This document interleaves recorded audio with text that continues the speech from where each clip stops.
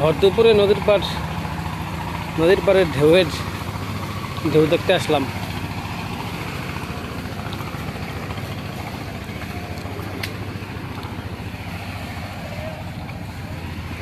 নদী ভাঙনের হাত থেকে রক্ষা করার জন্য এই জিও ব্যাগগুলোকে এখানে সাজিয়ে রাখা হয়েছে।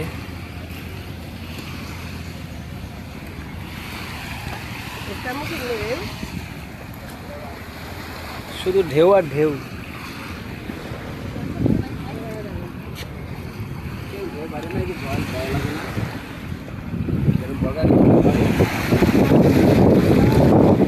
এদিকে আসো।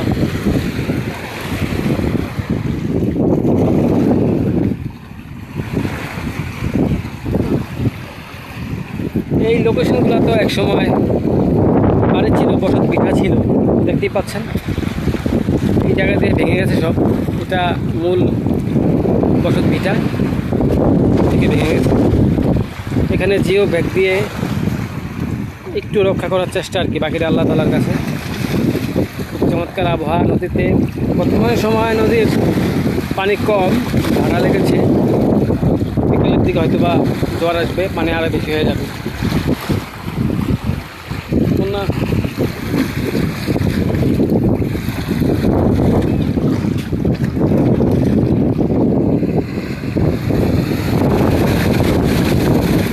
নদীর আবহাওয়া এবং নদীর পরিবেশ এতটাই সৌন্দর্যপূর্ণ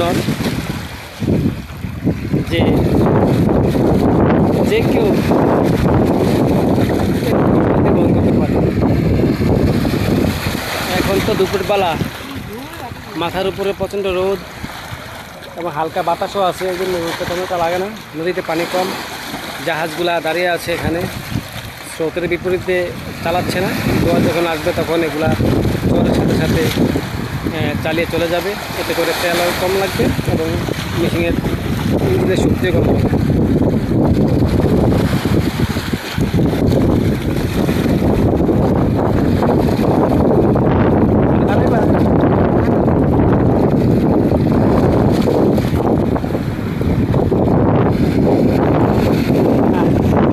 মানুষের এইসব জায়গায় বসতভিটা ছিল, বসবাস করত।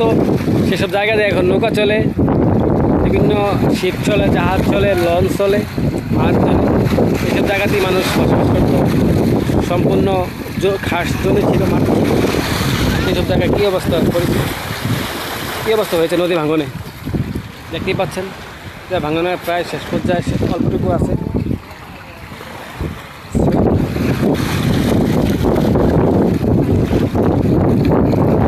সময় পেলে আপনারাও আসবেন ঘুরতে, নদীর পাড়ের আবহাওয়া দেখতে। আসরের পর থেকে নদীর আবহাওয়া সবচেয়ে সুন্দর লাগে এবং ভালো। পিছলা খেয়ে পড়বা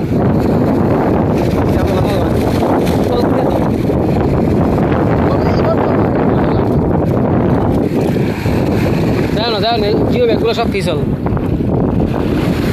হ্যাঁ, জিও ব্যাগগুলো সব ফিসল।